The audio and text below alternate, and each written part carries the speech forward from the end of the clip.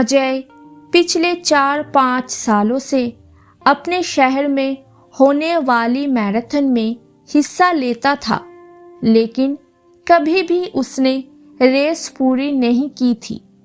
पर इस बार वो बहुत एक्साइटेड था, क्योंकि पिछले कई महीनों से वो रोज सुबह उठकर दौड़ने की प्रैक्टिस कर रहा था और उसे पूरा भरोसा था कि वो इस साल की मैराथन रेस जरूर पूरी कर लेगा।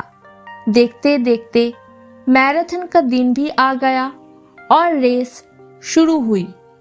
बाकी प्रतियोगी की तरह अजय ने भी दौड़ना शुरू किया।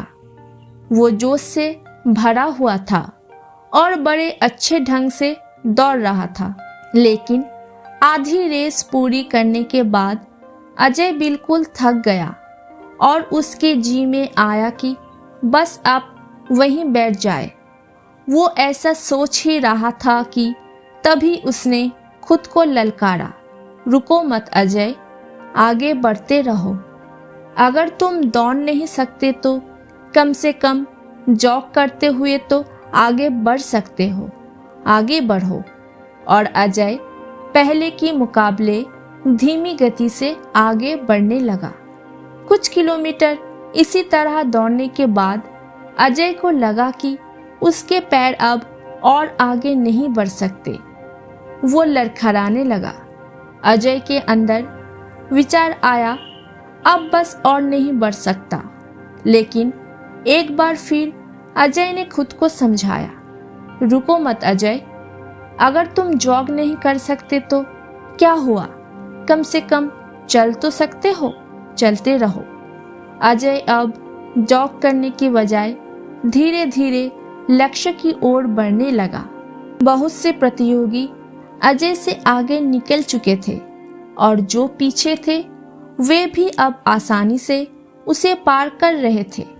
अजय उन्हें आगे जाने देने के अलावा कुछ नहीं कर सकता था। चलते चलते अजय को फिनिशिंग पॉइंट दिखने लगा, लेकिन तभी वो अचानक से लड़खड़ाकर गिर पड़ा। उसके बाएं पैर की नस खिंच गई थी।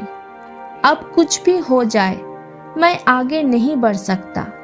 जमीन पर पड़े पड़े अजय के मन में यही विचार आया, लेकिन अगले पल ही वो जोर से चीखा, नहीं, आज चाहे जो हो जाए मैं ये रेस पूरी करके रहूंगा।